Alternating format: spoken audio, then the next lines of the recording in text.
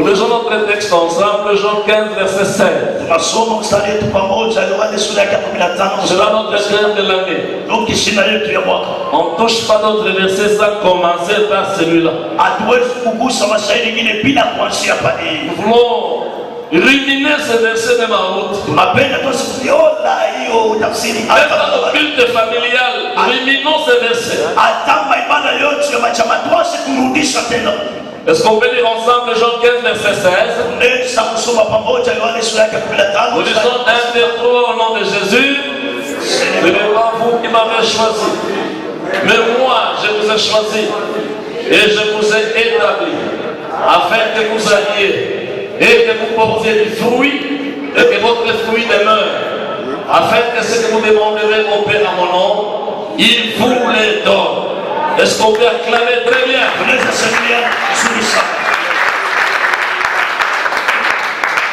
Complétons ce verset avec Genèse chapitre 1er, du 26e au 28e verset. Et là nous allons sauter pour lire Genèse 2 verset 7. Puis Dieu dit, faisons l'homme à notre image, selon notre ressemblance, et qui domine sur les poissons de la mer, sur les oiseaux du ciel, sur le bétail, sur toute la terre, et sur tous les reptiles qui rampent sur la terre. Verset 27, Dieu créa l'homme à son image. Le créa à l'image de Dieu. Créa l'homme et la femme. Verset 28, Dieu le bénit. Et Dieu leur dit, soyez féconds, multipliez, remplissez la terre et l'assujettissez et dominez sur les poissons de la mer, sur les oiseaux du ciel et sur tout animal qui se met sur la terre. Amen. Est-ce qu'on peut acclamer le Seigneur? Nous lisons Genèse 2 verset 7 à 10. L'Éternel Dieu forma l'homme de la poussière de la terre. Il souffla dans ses narines un souffle de vie. Et l'homme devint un être vivant. On complète à cela Jean 20 verset 22.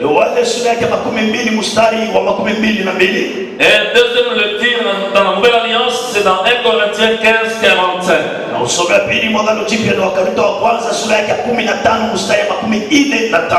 Alors Jean 20, 22 nous lisons.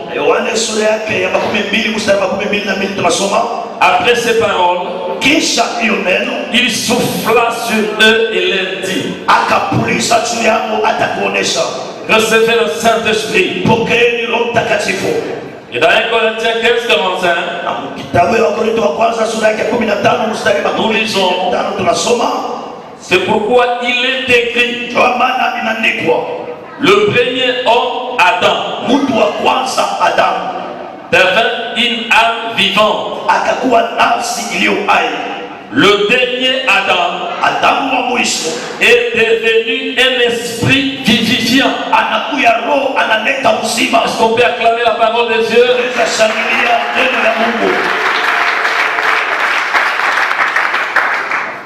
Que Dieu vous bénisse.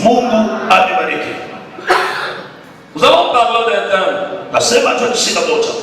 Ce matin, comment devenir productif selon Dieu.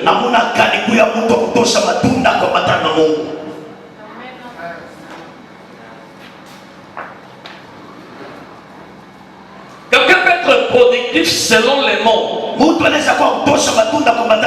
selon les hommes, et d'autres sont même productifs selon le diable. Mais ici, C'est selon Dieu. Comment être productif selon Dieu. Parce que Jésus nous dit, c'est moi qui vous ai choisi. On ne peut choisir que celui qu'on aime. Il nous a aimés avant que nous puissions nous connaître nous-mêmes. Et par sa grâce, autant marqué, il a appelé chacun de nous. Pour prouver qu'il nous a tous choisis. Nous tous qui avions crié en Jésus. Et en l'assurance que Dieu nous a aimés et nous a choisis. Il ajoute, il donne le pourquoi, le motif pour lequel il nous a choisis. C'est pour que nous allions produire du fruit. Que nous soyons productifs. Et que notre fruit demeure. Et cela nous donne une garantie d'exaucement devant Dieu. Parce que Jésus dit, afin que ce que vous demanderez au Père à mon nom, que le Père vous les donne. Est-ce que quelqu'un qui croit que Dieu l'a choisi, élu, qu'il puisse acclamer pour le Seigneur? Parce que c'est la meilleure des choses. Ceux qui sont élus par les hommes, on les appelle de plusieurs noms. Ou en d'autres termes, on leur donne plusieurs identités.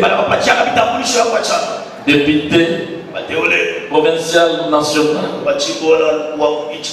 président de la République, sénateur. Là où il y a la démocratie, il y a les élections. Mais ici, il n'y a pas question de démocratie. Dieu n'a pas consulté quelqu'un pour te choisir. Ici, il est question de théocratie.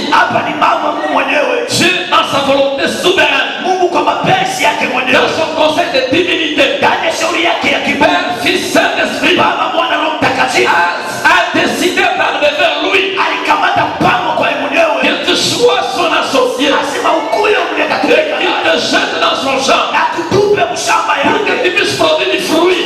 Que ce fruit demeure, que cela fasse la joie des cieux, pour que tout ce dont tu auras besoin, que tu obtiennes de la part de celui qui t'a choisi.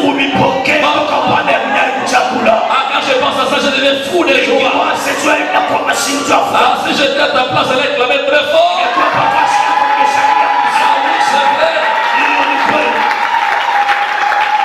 Bien celui qui est à côté de toi. Je suis très fier d'être un élu de Dieu. Je suis un choix de Dieu en Jésus-Christ.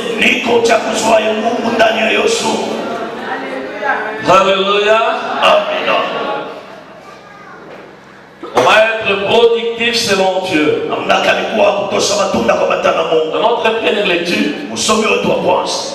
nous avons vu l'objectif pour lequel Dieu avait créé l'homme au commencement. Amen. Amen.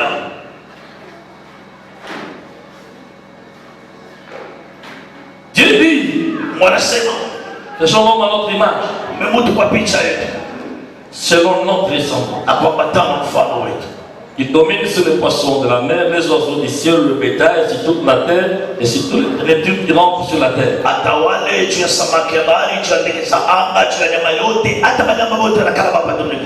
Il dit que Dieu créa l'homme à son image. Il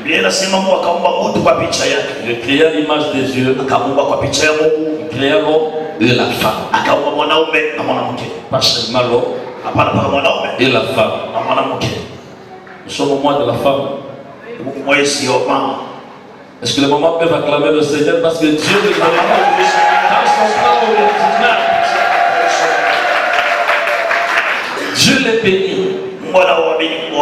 Écoutez comment il les a bénis.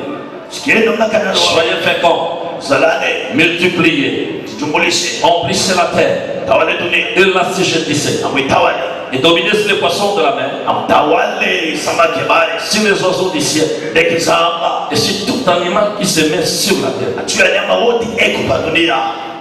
Le chapitre 2 nous donne un détail de la création. Alléluia. Dans le chapitre 1, on parle d'une manière globale. Mais dans le chapitre 2, on nous démontre maintenant le détail de cette action créatrice de Dieu. Dans le chapitre 2, dans Genèse 2, verset 7, on dit Dieu forma l'homme de la poussière de la terre. Il souffla dans ses narines un souffle de vie. Attention, un souffle de vie. Après l'avoir formé de la terre, l'homme existe. Il est là au complet. Mais Dieu ajoute une chose, une dimension, le souffle de vie. Dieu souffle dans l'homme, le souffle de vie. Et l'homme qui était déjà créé devint un être vivant.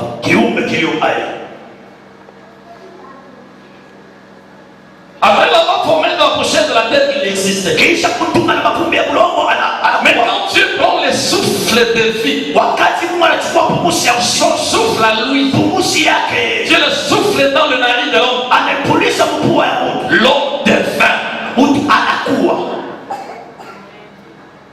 Il ne l'était pas, mais il est devenu un être vivant. Ce qui a fait de l'homme un être vivant, ce qui a fait de l'homme un être vivant, c'est le souffle de Dieu que Dieu avait investi dans l'homme. Ah, quand je pense à ça, je suis fou de joie. Les mots souffle, ce n'est pas tellement permis par la théologie. C'est nécessaire parfois que nous puissions dire certaines choses. Le mot souffle ici, comme l'ancienne alliance a été écrite en hébreu, le mot hébreu pour souffle ici c'est Ruah, c'est-à-dire esprit. Le souffle de vie que Dieu avait investi dans l'homme, c'était l'esprit de vie de Dieu. Et l'esprit de Dieu s'appelle dans la Bible le Saint-Esprit. C'est lui qui a fait de l'homme un être vivant. Alléluia. Et cet être vivant-là a reçu trois mandats. Refléter l'image et la ressemblance de Dieu. En second lieu, régner ou dominer sur tout ce que Dieu a créé sur la terre. Et en troisième position, l'homme devrait multiplier. On voit ici la productivité. L'homme devrait multiplier, remplir la terre de l'assujettissement. Est-ce que quelqu'un peut dire amen et dire non de Jésus? Amen. Sans le souffle de Dieu dans l'homme, l'homme n'aurait pas ces trois capacités. C'est le roi, le fils et le souffle de Dieu, le souffle de vie de Dieu, le souffle du Saint-Esprit. Il devrait donner à l'homme l'image de Dieu. L'image de Dieu n'est pas physique. Amen, amen. Parce que Dieu est esprit. Alors l'image de Dieu devait faire de l'homme un homme spirituel. Et donc il devrait porter le caractère de Dieu. Amen, amen. On voit Dieu à travers ses attributs moraux aussi. La Bible dit dans Galates chapitre 5 verset 22, or les fruits de l'esprit, on cite l'amour, et en son sein on parle de la joie, la douceur, la tempérance. Tous les attributs moraux de Dieu étaient dans l'homme à cause de l'esprit de Dieu que Dieu avait investi en celui-ci la bonté, l'amour, la joie. C'est quand même quand Dieu avait fait sortir la femme de l'homme, il n'y avait que l'amour, la joie. L'homme n'avait pas honte de présenter sa femme avec joie, parce qu'il portait le caractère de Dieu. Quand on voit l'amour de Dieu, l'image de Dieu, la ressemblance de Dieu, on voit d'abord le caractère. Amen. Il y a celui qui est à côté de toi. Si quelqu'un n'a pas l'esprit de Dieu, il n'a pas l'image de Dieu. Voilà pourquoi Paul parle des hommes animaux. Un homme animal, c'est un homme, mais sans esprit de Dieu. Est-ce que tu peux dire amen très bien? Il y a celui qui est à côté de toi. Dieu m'a choisi pour que je sois un homme spirituel et non pas un homme animal. Dis-lui que Dieu m'a choisi pour qu'il me remplisse de son esprit, afin que je manifeste son caractère. C'est une ministère de païens. Ce ne sont pas des véhicules, ce ne sont pas des maisons, ce ne sont pas des voyages, ce ne sont pas des vestes, ce ne sont pas des caméros, ce ne sont pas le fait d'avoir des enfants, ce n'est pas le fait d'être haut placé dans un gouvernement. Non, c'est une ministère de païens. C'est l'image de Dieu à nous, par le Saint-Esprit, nous donnons les caractères de Dieu. Le premier fruit que Dieu veut voir à nous, c'est la manifestation de son caractère. Tu peux parler en langue, c'est bien. Prophétiser, c'est bien. Faire des miracles, c'est bien. Manifester toute l'onction, c'est bien. Mais la première chose, c'est avoir une ressemblance à Dieu. Est-ce que tu peux dire amen et bien au nom de Jésus? Amen. Si j'ai l'esprit d'un musicien païen, car tel le nom, j'étais le nom. Amen, amen.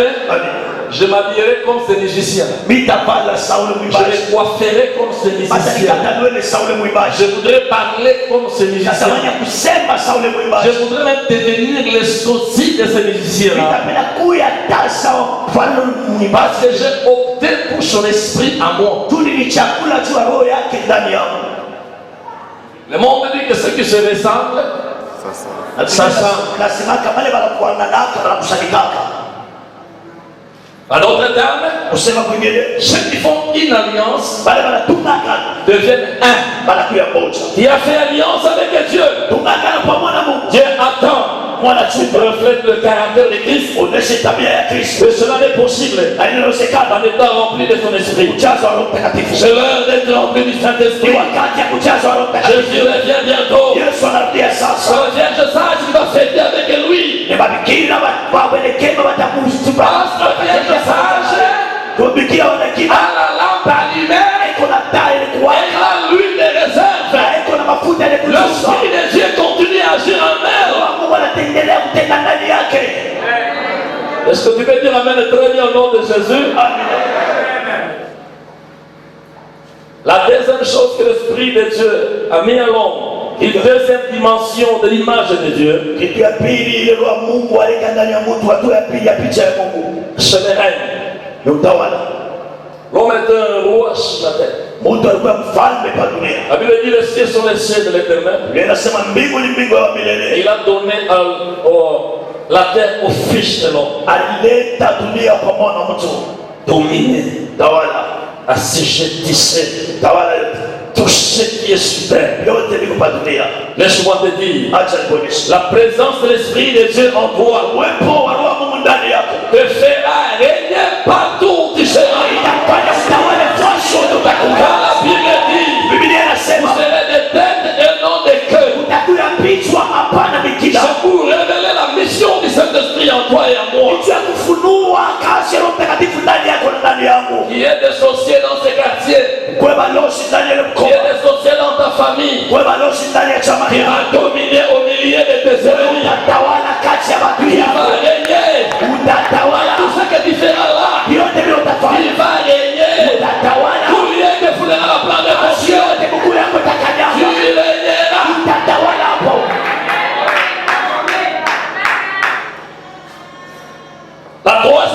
dimension de l'image de Dieu par le Saint-Esprit à l'homme.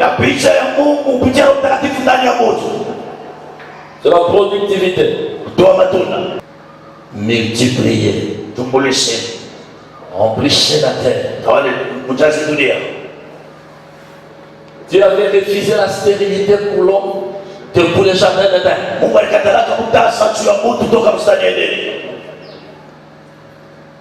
L'homme était un homme juste.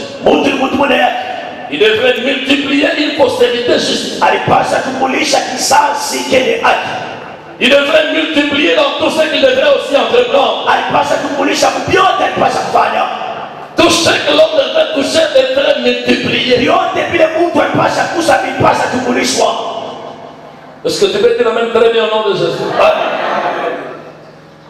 C'est avec la chute, à travers le péché, que l'homme a perdu l'Esprit de Dieu. Je lui ai accordé toutes ces trois potentialités. Toutes ces trois richesses. La ressemblance à Dieu par le caractère. Un caractère de Dieu. Le pouvoir de régner. L'homme régner sur tous les animaux, sur tous les oiseaux, même sur les insectes. Vous pouvez dire, lion, viens ici. Et toi, crocodile, ouvre un peu ta gueule.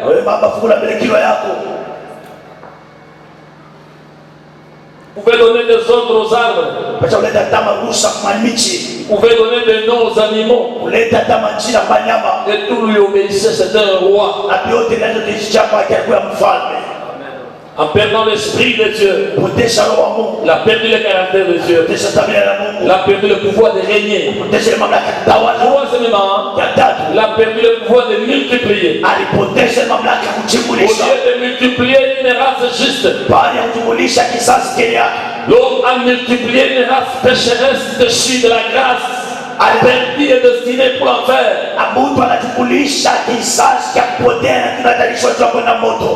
L'homme qui était devenu un être vivant, une âme vivante, devait un homme mortel, avec une âme mortelle, avec un corps mortel, sans l'Esprit de Dieu en lui. Ça veut dire une différence entre l'esprit de l'homme et l'esprit de Dieu. Lorsque Dieu crée l'homme, il est complet. Avec son corps, son âme et son esprit. Mais quand il prend son roi, son esprit de fille, le Saint-Esprit, l'homme devint le maître vivant. Alléluia. Mais gloire soit rendue à Dieu. Parce qu'au travers de Christ, Dieu venu nous donne la possibilité d'entrer dans nos droits et dans une dimension supérieure à celle qu'avait Adam. Est-ce que quelqu'un peut acclamer le Seigneur?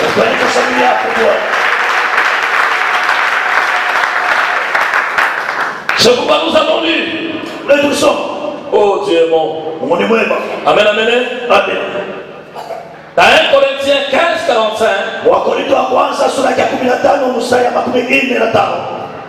Comme je suis, c'est pourquoi il est écrit. Le premier homme, Adam, devint une âme vivante.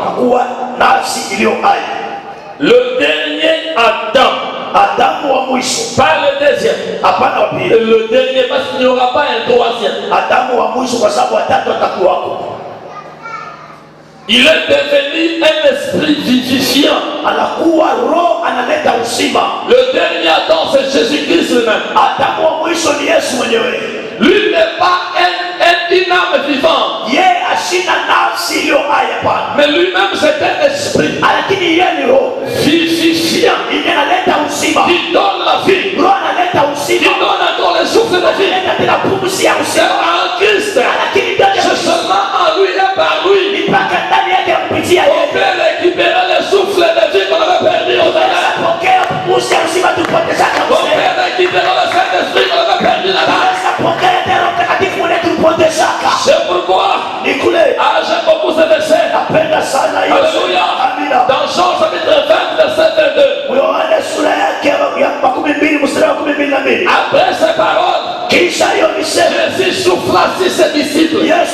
L'esprit vivifiant.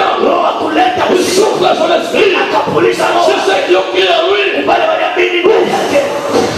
Il dit là, ça va l'esprit. Parce que vous ne l'aviez plus. Vous l'aviez perdu au jardin.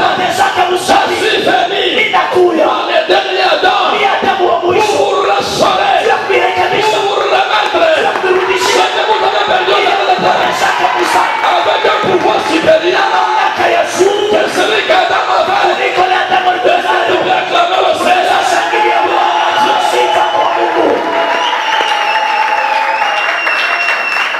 Dis à celui qui est à côté de toi, je ne dépends plus du premier Adam. Le premier Adam, c'est mon vieil homme mort.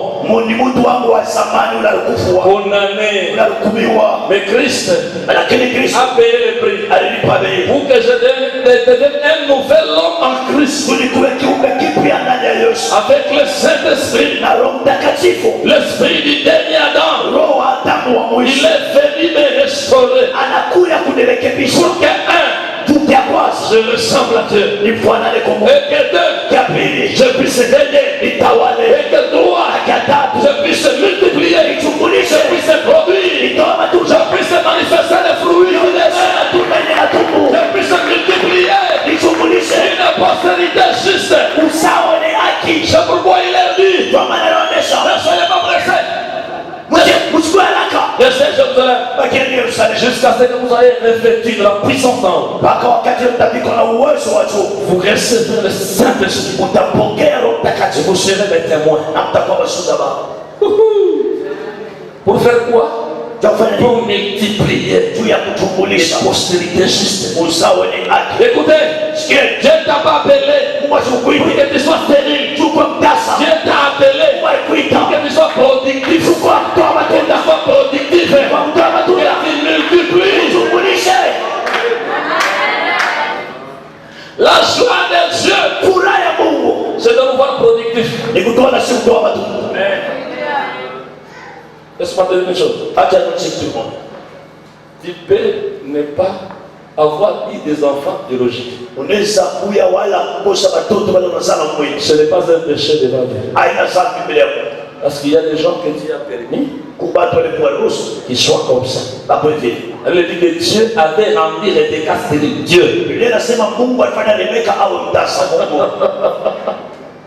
Si le plan biologique, ce n'est pas un péché. Après, quand Dieu voulait ouvrir son ventre, il l'a fait. Quand Rachel est venue voir Joseph et Jacob, son époux, pour lui dire, donne-moi des enfants ou je meurs.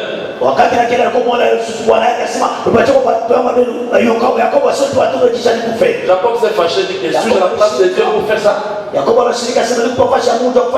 n'y a que Dieu qui peut faire ça. Dieu est souverain. Amen, amen. Ce n'est pas un péché de manquer des enfants biologiques. Ce n'est pas un péché. Mais c'est un péché de manquer d'enfanter des enfants spirituels.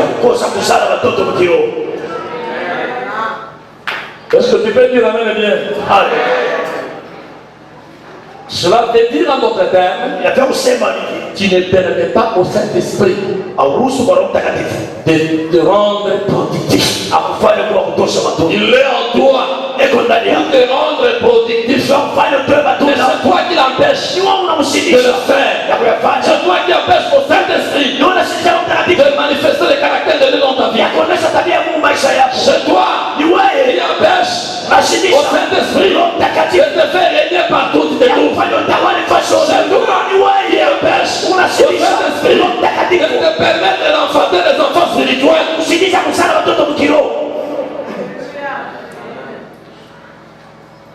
Bien celui qui est à côté de toi. Le Saint-Esprit n'est pas en moi pour chauffer. Il attend que je travaille avec lui. Jésus disait, mon Père agit jusqu'à présent. Et moi aussi, j'agis. Ne laissons pas tout le travail au Saint-Esprit. Pour la productivité, il y a la part du Saint-Esprit et notre part est de le saisir par la foi, d'avoir confiance en lui, de lui obéir, de nous soumettre à sa parole, de nous soumettre à sa révélation, de nous soumettre à sa foi, et nous allons voir, et nous allons ressembler à Dieu par le caractère.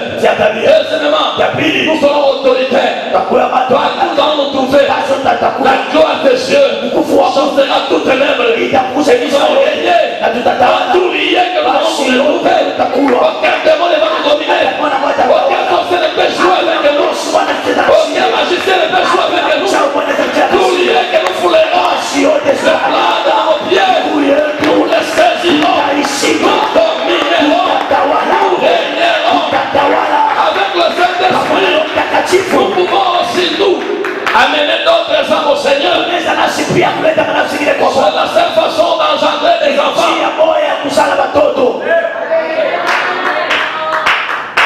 C'est la seule façon de multiplier.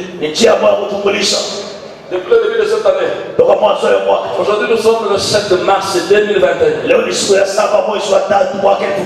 Depuis le 1er janvier. Qui a crié bonne année.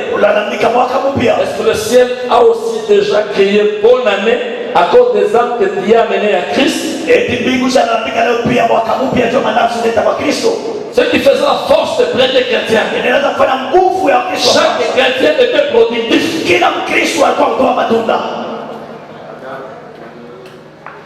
C'est pourquoi chacun voulait être rempli du Saint-Esprit. Et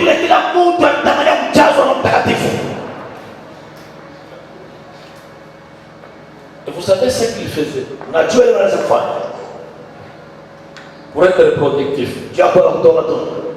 pour être capable d'enfanter des âmes à Dieu, pour être capable de régner, pour être capable de manifester le caractère de Dieu.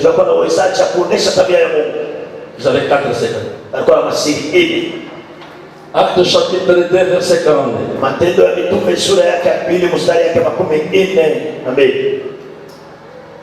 Ah, j'aime ce verset.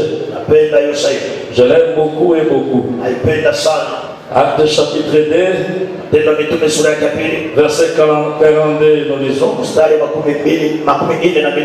Écoutez ce que les premiers chrétiens de la première église faisaient. Je disais à Dieu dans mes prières cette nuit, fais que l'église du plein évangile de la grâce reflète l'image de la première église. Parce que c'est cette image de cette église-là qui peut t'enlever quand Jésus reviendra. Est-ce que tu veux dire amen au nom de Jésus? Ils ont les 4 secrets qui les rendaient productifs selon Dieu. Premièrement, nous lisons ensemble Acte 2 42.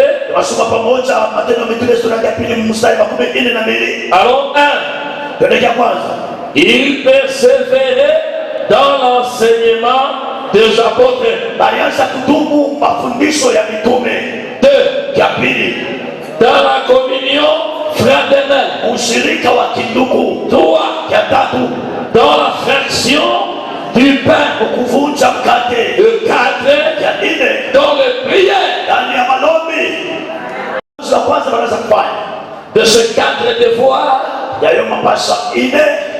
de ces 4 choses, leur devoir continuel, leur devoir auquel ils étaient assidus. Ils ne le faisaient pas selon les temps et les circonstances. Il pleuve, il neige, il chauffe, il y a des persécutions, qu'ils aient ou pas, ils persévéraient dans ces 4 choses. Sans ces 4 choses, il ne va pas refléter l'image de Dieu par ton caractère. Sans ces 4 choses, il ne peut pas régner. Sans ces 4 choses, il ne peut pas produire. Est-ce que tu peux dire la vérité au nom de Jésus? Amen. Ces 4 choses leur permettaient d'être en communion quotidienne et permanente avec Dieu. Premièrement,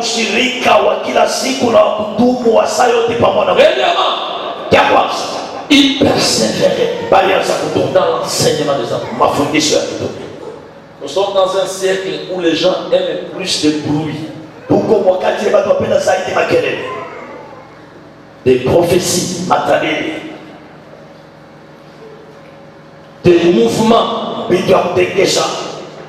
mais ils n'aiment pas la parole. Au commencement, Dieu et le miracle qui suivit se créa.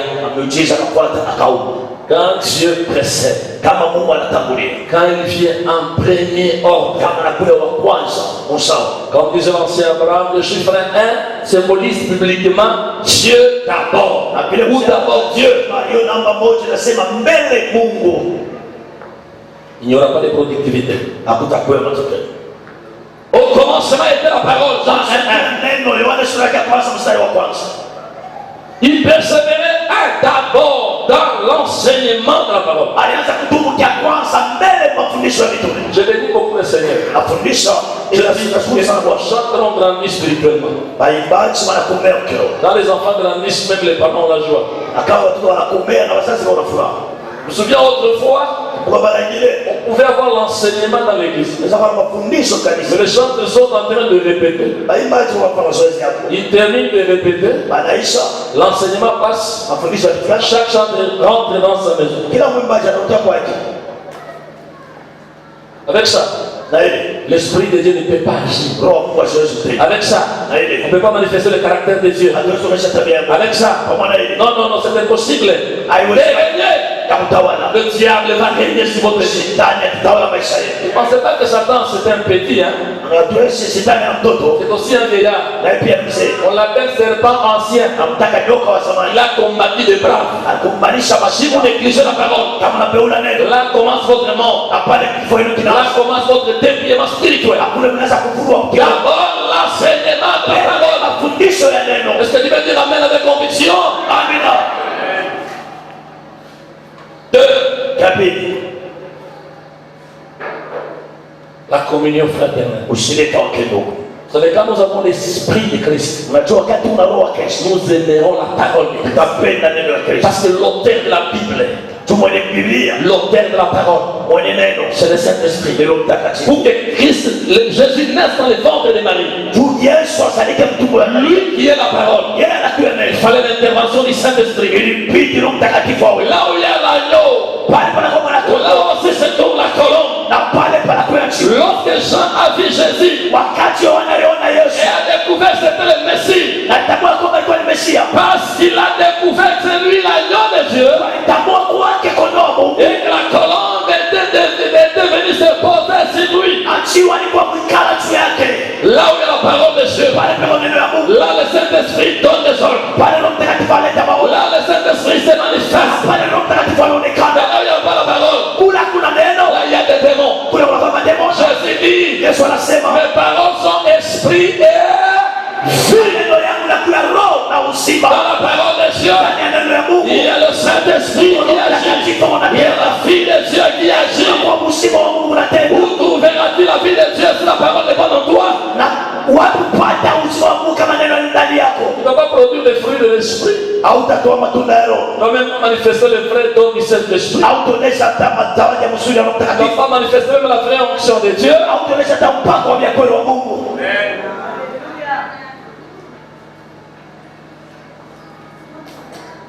Il y a celui qui est à côté de toi. Aime le rencontre d'enseignement. Vous êtes fâchés? Bon, je vous ordonne de vous parler les uns les autres. Aime la parole de Dieu. Aime les enseignements. Mon peuple est détruit parce qu'il manque la connaissance. Dieu ne jugera pas le monde selon des prophéties qu'on vous annonce en route sur la montagne au désert. Jésus dit les paroles que je vous ai annoncées. Ce sont elles qui jugeront le monde.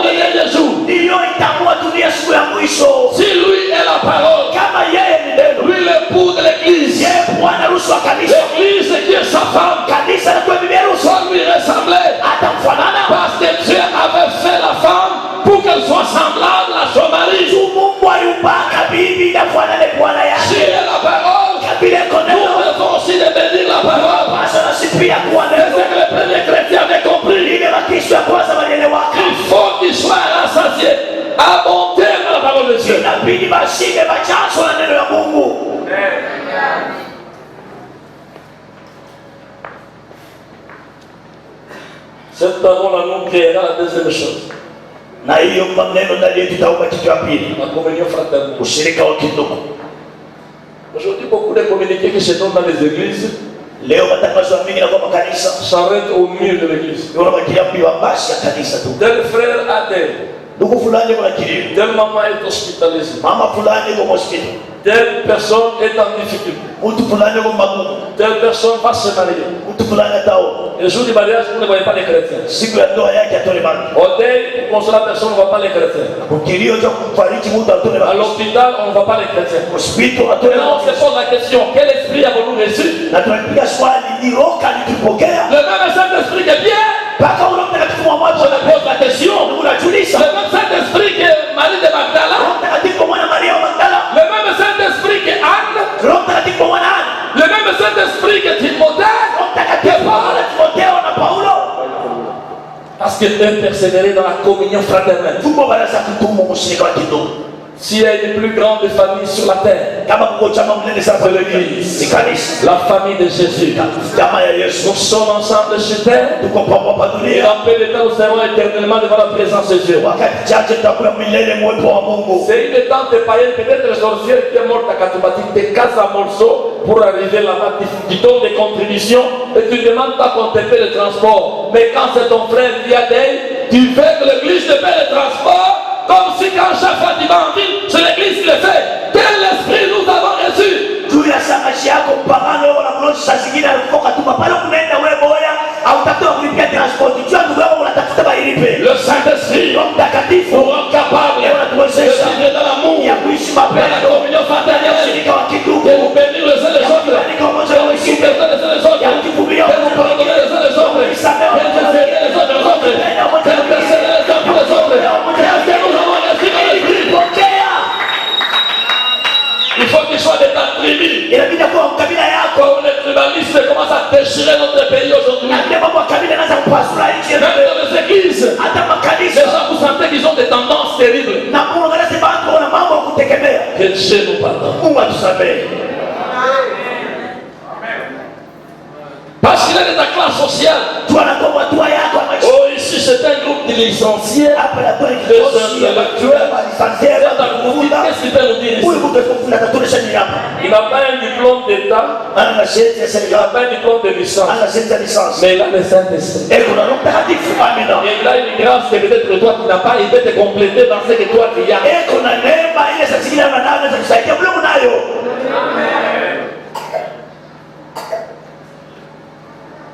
Est-ce que tu veux dire amen bien? Amen. La communion fraternelle. Ushirika wa kidugu. Quand on a l'image de Dieu, Wakati wa picha ya Mungu, les fruits de la communion fraternelle vont se manifester. matunda ya ushirika wa kidugu itaonekana. Quand Abraham a appris que l'autre, son frère, était emprisonné, il arma 318 de ses plus braves serviteurs. Wakati Abrahamu akijulisha kwamba Loti ndugu yake walikufungwa gereza, akatuma washujaa yake wale wa nguvu basura. Quand tu apprends que ton frère est en difficulté, qu'est-ce que tu fais? Wakati unajulisha sasa ndugu yangu magumu, unafanya nini? Il arrive seulement quelque part. Unafika tufasi. Les enfants commencent à bailler. Watoto wanapoa na baya. D'autres pleurent. Ile wanalia. Tu regardes au brasero, il n'y a pas de fumée. Angalia pambabu hapa na tashiko. Et c'est à 16 heures. Ni sasa. Et le Saint-Esprit te dit, Na Roho Mtakatifu que anakuambia, fais-tu avec les 20 000 que tu as en poche? unafanya nini ile pembe ile unakufu? Oh, c'est destiné pour les unités, pour les mégas. Ni ya mameka. Entre pour les chrétiens aujourd'hui, nous acceptons que l'Église, Unaonesha Jésus revient bientôt. Si nous n'avons pas l'image de Christ, kama tunapiga c'est malheureux pour nous. Si nous produisons du fruit, notre Père sera glorifié. Et tout ça, nous demanderons à son nom. Nous avons tutaipokea. des choses pour laquelle on escalade des montagnes et qu'on ne devrait pas escalader des montagnes pour ces choses. Na kuna vitu tunapania milima lakini hatutavipatia tena. Mais si nous observons ces quelques principes, Kama tu tunatumikisha tu il y kabisa. a l'organisation que nous cherchons et qui nous chercherons. Hatuna mabaraka ile siku L'argent te cherchera, le mariage te cherchera, le Saint-Esprit attiré dans tout ce genre de toi. La Bible déclare, cherchez d'abord le royaume des cieux et toutes choses vitu nous seront vyote données par-dessus nous. kupatia samatabishi.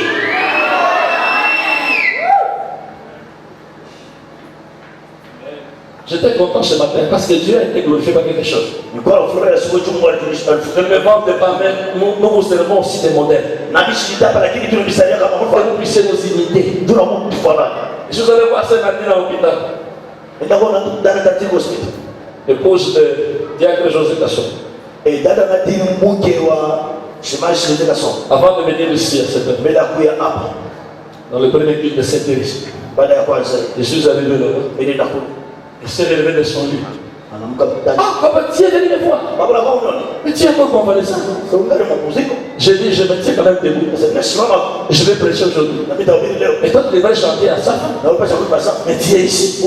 Alors je commence avec toi. Et je vais les prêcher après. Il dit, c'est fini, papa, je suis guéri. Ton amour peut relever quelqu'un qui est faible. Ton amour peut guérir quelqu'un. Peut enrichir quelqu'un. Peut consoler quelqu'un. Peut restaurer quelqu'un.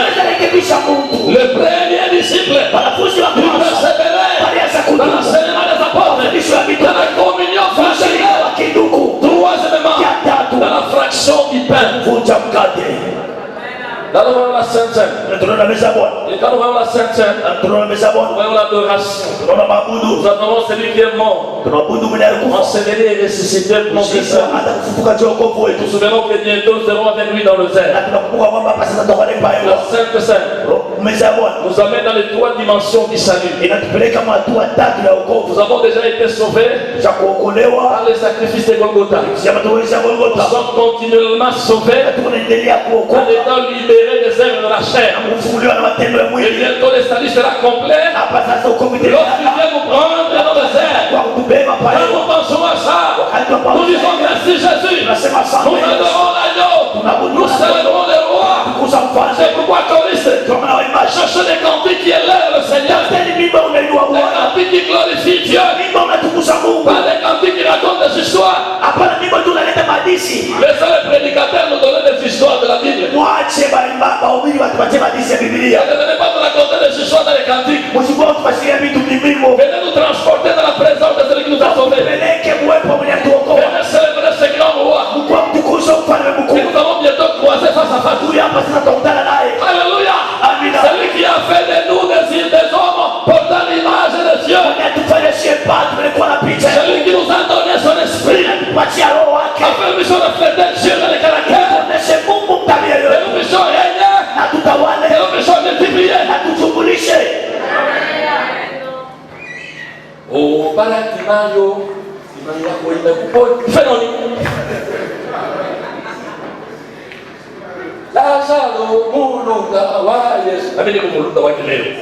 Ça lui fait. Viens dire.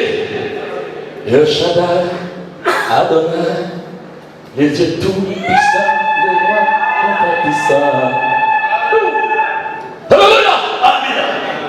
Viens nous dire. Taboana,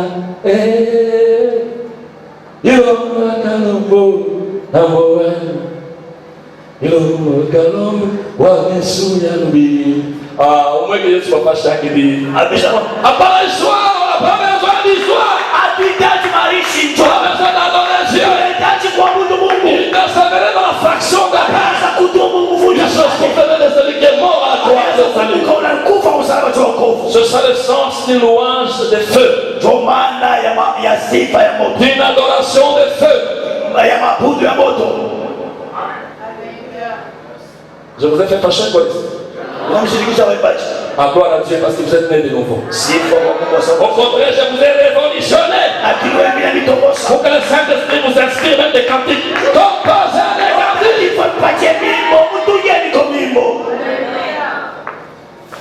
Des cantiques qui nous rappellent ce que Jésus a fait de nous. J'ai aimé les cantiques. Les groupes de louanges à chanter, il faut passer. Identité, hein? Vous êtes dans les sous. C'était un linga.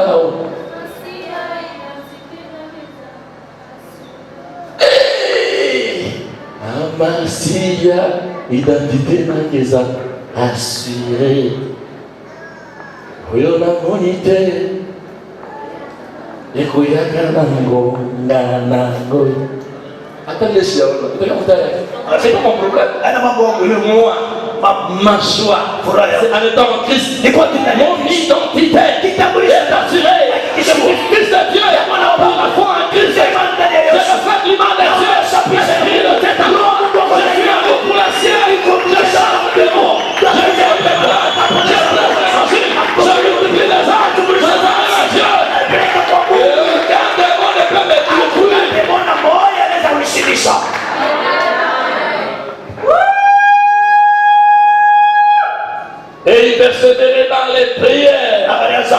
maombi. Plus on prie, Zaidi tunaomba, plus la gloire de Dieu se manifeste. zaidi utukufu wa Mungu unaonekana. C'est la prière, c'est la communion. La communion. Maombi ushirika. Amen, amen. Amen. Quand on adore, Wakati tunapoenda et que l'on prie, tunaomba, on entre dans la chambre à coucher avec notre Dieu. tunaingia mchumba yetu mlala na Bwana. On sera grosse. Na kule tutachukua leo Fantela. na kwa sana. Je parlais en grand. Mimi nasema mkubwa. Comprenez comme des hommes spirituels. Kwa leo sabato ya kiroho. Quand on entre dans la chambre, Wakati ni mchumba, il y a communion. na kwa ushirika. On devient un avec le Seigneur. Na kwa mmoja kwa Bwana. Avec sa parole, Na neno yake. on manifestera les fruits de l'esprit. Tutaonesha matunda ya Roho. On enfantera aussi d'autres âmes à Christ. Na kuleta salama nafsi nyingine kwa Kristo. Batamutapa Yesu juu yako. Amen. Na familia yako batakulewa juu yako. Amina. Tu ne te parles même pas avec tes voisins. Tu vas les amener quand à Christ. Shughuli yake atano watu na nyumba yako tupeleka wakati sana kwa Kristo. Excusez, j'ai oublié même Pierre la sueur. Alléluia. Amen. Amasiye identité magaza assurée. Oh la monité, et l'oyatango ganano. Amasiye identité magaza assurée. Oh la monité, et l'oyatango ganano. Ce que j'entends, les bénédictions là, c'est pas mon temps. Ça viendra à son temps. Ne tremble pas. Dès que tu chercheras à être béni, cherche à être rempli du Saint-Esprit, cherche à aimer la parole, cherche l'amour, cherche l'affection du Père, cherche la vie de prière, personnel dans ces choses. Le mariage vient. Et cette année, je vais marier beaucoup d'enfants. J'ai commencé le 31 décembre. Dans le 31 janvier. C'est 2020. Toujours cette année. Nous continuons. La série, même si tu as 55 ans, si tu as la foi, je vais te marier. Pour Dieu, tout est ordinaire selon sa nature. C'est toi qui appelles ça miracle. Est-ce que Dieu pas fait ça miracle? Mais c'est sa nature. Tu seras habitué au miracle. C'est que tu devais trouver ordinaire. Extraordinaire. Tu le trouveras ordinaire. Tu ne comprendras même pas comment tu voyageras. Dans un pays que tes parents n'ont jamais voyagé. Tu ne comprendras jamais. Dieu t'y confiera des raisons. Puisque certains licenciés de ta famille, ils sont comme païens. Tu verras. Comment Dieu va valoriser même ta licence là? Ton licence, il va valoriser ça. Il n'a jamais imaginé qu'un jour tu seras ministre. Mais laisse-moi te dire. Fais seulement ces 4 choses. Le ministère te cherchera. On viendra te chercher dans ton coin. Un jour tu es assis dans l'abaissement. Dieu va te relever, te faire asseoir avec le grand. Tu ne seras même pas étonné. Tu ne trouveras même pas cela extraordinaire. Ce qui sera extraordinaire pour toi, de chaque jour, c'est ta communion avec Dieu. La Bible dit, avec Dieu, nous ferons des esclaves. Avec le Saint-Esprit, nous écraserons nos ennemis. Jésus disait, celui qui m'a envoyé est toujours avec moi. Il ne m'a pas laissé seul. Parce que je fais toujours. Il lui a dit, sans du produit de fruits. Il a juste un Dieu. Il va fournir ta fille. Et fruits. Ta prière. Il va fournir ta vie. Un produit de sa grâce. Si tu témoigneras. Si tu témoigneras. Si tu témoigneras. Si tu témoigneras. Aujourd'hui, on a parlé que d'un seul secret. Pour être productif selon Dieu, c'est le Saint-Esprit avec nous. Il va te donner l'image de Dieu. atakupatia picha yako La ressemblance. na mfano wa Mungu. Il va te faire régner. Atakufanya utawala Là où tu ne pouvais pas régner. kula kupasha utawala. Il va te rendre productif. Atakufanya kuwa mtu wa matuta. Toi aussi, tu vas manifester les fruits de l'esprit. Na utaonesha matunda yako. Toi aussi, tu peux gagner les âmes à Christ. Na unaweza kukuta manafsi wa Kristo. Laisse-moi te dire, Acha kuonesha. Dieu va te réjouir. Mungu atakufurahisha. Dieu va te réjouir. Mungu atakufurahisha. Dieu va te réjouir. Mungu atakufurahisha. Dieu m'envoie chez une maman hier. Mwana nituma kwa mama moja. Elle est parmi nous, je ne vais pas citer son nom. Na hiyo kati yetu sio tajira yake. Dieu le fait me fait voir une grande maison qu'elle avait. Mungu ananieleza nyumba kwa mnene alikuwa nayo. Mais qu'il n'avait pas encore l'électricité. Hakukuwa moto. L'électricité était cachée derrière. Moto alipaswa kuchika mkono. Parce qu'il y avait des phases qui ne donnaient pas. Juu kwa mafasi ya siku hiyo. Elle était dans sa maison, elle balayait. Alikuwa nyumba yake kunafuatia. Et le Seigneur dit, ce n'était pas suffisant de balayer. Na Bwana sasa alipoenea Ce n'est pas suffisant, ce n'est pas la sanctification. aende mpaka Il utakaso. fallait la lumière. Inabidi Mombasa. Alléluia. Amen. Je suis entré. Inaingia. Il dit, mais comment il y a d'obscurité? Sasa jani muujiza. Il dit que non, il faut que j'aille restaurer Sasa inabidi nende karibu. les courants, je connais les phases. Rudishe mafasi Et kule. je vais éclairer même mes voisins. Kule mimi nitangazia hata Nous watu. sommes allés avec elle. Tunaenda naye. C'est elle-même Yeye moya. qui a rétabli les courants. Anarudisha moto. Rétablir ta relation avec le Saint-Esprit. Rudisha uhusiano wako na Roho Mtakatifu. Rétablir le travail de gagner les hommes avec le Saint-Esprit. Rudisha kazi ya kukuta manafsi na Roho Mtakatifu. Rétablir ton alliance avec le Saint-Esprit. Rudisha agano yako na Roho Je Mtakatifu. dis les courants rentraient non seulement dans sa maison, Unaona moto kurudia pale mpaka nyumba yake. mais même dans la maison de ses voisins. Hata nyumba ya wale wa pembeni La yake. lumière va être éclairée et éclairée même de l'entourage. Sasa yako itakuangazia na kuangazia wale wa kuzunguka. Et le Saint-Esprit, Penda Roho Mtakatifu. pour que le Saint-Esprit travaille avec toi. Roho Mtakatifu atumike na wewe. La persévérance de l'enseignement, Ndugu mafundisho. la communion fraternelle, Shirika wa kidugu. la fraction des pains, Mkate. les prières,